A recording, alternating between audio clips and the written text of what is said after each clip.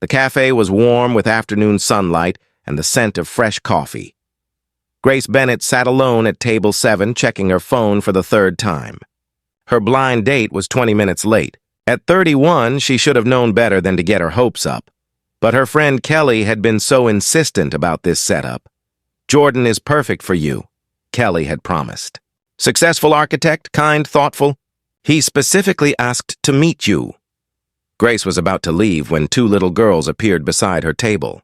They were identical twins, maybe 5 years old, with blonde, curly hair and matching lavender sweaters. They studied her with serious expressions, then looked at each other and nodded. "Are you Grace?" one asked politely. "I am," Grace said, surprised. "Who are you?" "I'm Mia and this is Maya," the first girl said. "We're 5 3/4. Are you our new mommy?" Grace nearly choked on her coffee. "I'm sorry, what?" "Our new mommy," Maya repeated, as if this were a perfectly normal question. "Daddy said he was meeting someone special today. Someone who might be our new mommy. Is that you?" Before Grace could respond, a man rushed over, late 30s, handsome in a harried way, carrying a backpack and looking panicked. "Girls! You can't just—" He stopped, seeing Grace. "Oh, God, you're still here. I'm so sorry I'm late.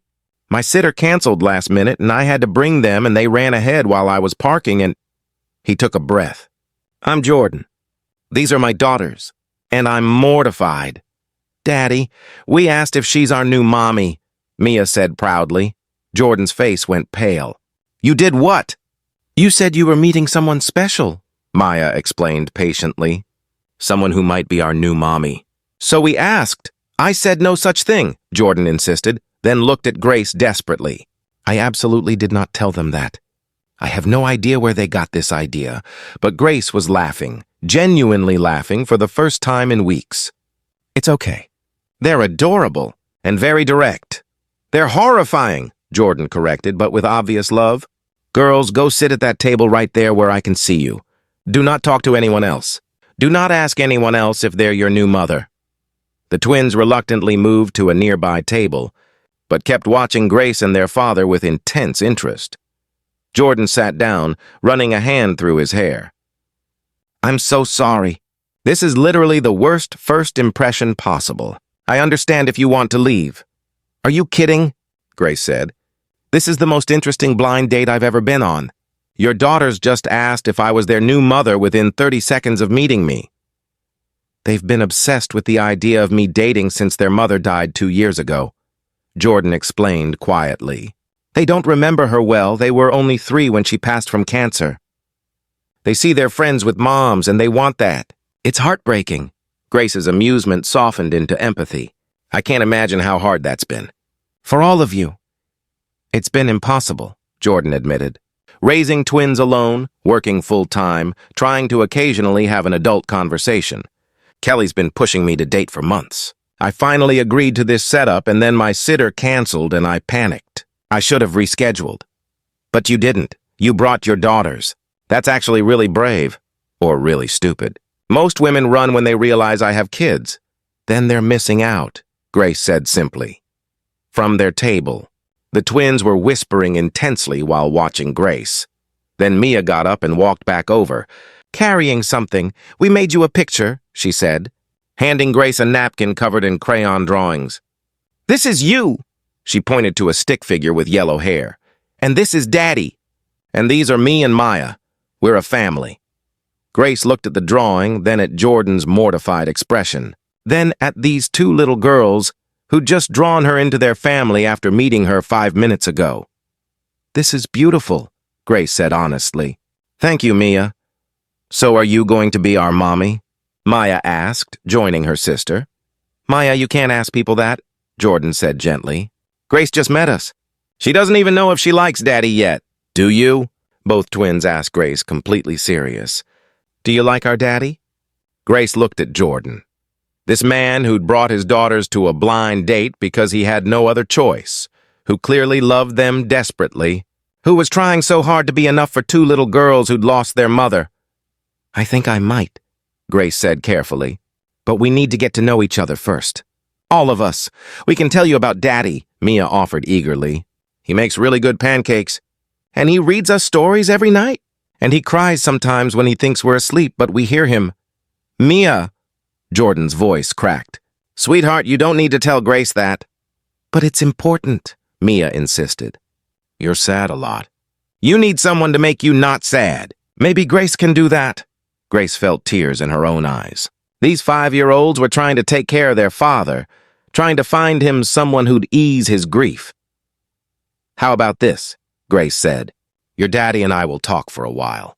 You two can color at your table, and maybe if things go well, we can all go to the park together. Get to know each other properly. Would that be okay? The twins nodded enthusiastically and returned to their table. I'm really sorry, Jordan said again once they were alone. This is so inappropriate. They want me to be happy. They think finding someone will fix everything. Will it? Grace asked gently. I don't know. I haven't tried. I've been so focused on surviving, on being both parents, that I haven't let myself want anything else. He paused. Until Kelly showed me your photo and told me about you. Then I wanted something. That terrified me. What did she tell you? That you're a teacher. That you love working with kids but don't have any of your own. That you've been single for 3 years after a difficult breakup. That you're kind and funny and maybe lonely like me? She was right about all of that, Grace admitted. They talked for an hour while the twins colored and occasionally checked on them. Jordan told Grace about his wife, how he'd loved her, grieved her, was trying to honor her by being the best father he could be. Grace shared her own story, an engagement that ended when her fiancé decided he didn't want children, how she'd built a life around her students but still felt incomplete. Your daughters asked if I was their new mommy, Grace said eventually. That's a lot of pressure for a first date. I know. It's absurd. It's also kind of lovely. They're looking for someone to complete their family. That's what I've been looking for too. I just didn't know it until they asked. Jordan looked at her carefully. Are you saying what I think you're saying? I'm saying let's go to that park. Let me get to know Mia and Maya. Let me get to know you. And let's see if maybe, possibly their instinct was right.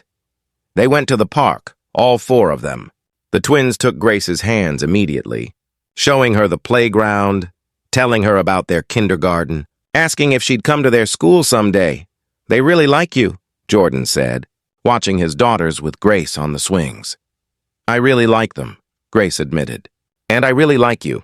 This is the strangest first date I've ever had, but also somehow the most right. Over the following months, Grace became part of their lives. She attended kindergarten events, helped with homework, learned about their mother, and honored her memory. The twins called her Grace, but would sometimes slip and call her Mommy when excited or upset. Is that okay? Jordan asked the first time it happened. I can correct them if it makes you uncomfortable. It makes me hopeful, Grace said honestly. A year after that chaotic first date, Jordan proposed, with the twins' enthusiastic participation and a ring they'd helped him choose.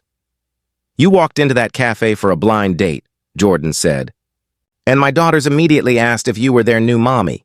It was inappropriate and presumptuous and somehow exactly right.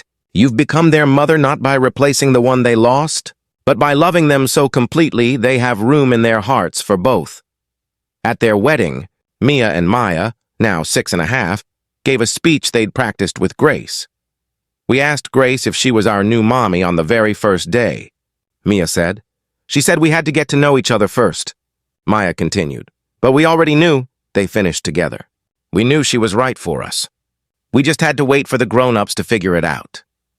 Years later, when people asked how they met, Grace would tell the story of the blind date that started with the most direct question she'd ever received. I was sitting alone, waiting for my date, when twin 5-year-olds walked up and asked if I was their new mommy, Grace would explain. I hadn't even met their father yet. It should have been terrifying. Instead, it was perfect. They saw what they needed and asked for it directly. Children have that gift. They haven't learned to hide what they want. Those girls wanted a mother. I wanted a family. We found each other because they were brave enough to ask. Jordan would add, my daughters ambushed my blind date and asked if she was their new mother. Most people would have run. Grace stayed. She saw past the chaos to what we were, a family with a missing piece, hoping to find someone who'd fit. She fit perfectly. Because sometimes the most direct question is the most honest one. Sometimes children know exactly what they need and aren't afraid to ask for it. And sometimes being asked, "Are you our new mommy?" by twins you've just met is exactly the beginning you were waiting for. Audacious, overwhelming, and somehow absolutely right. If this story touched you, share and subscribe for more tales about families finding their missing pieces. Comment about a time when someone asked you the question you didn't know you were waiting to hear. Those moments of direct honesty can change everything.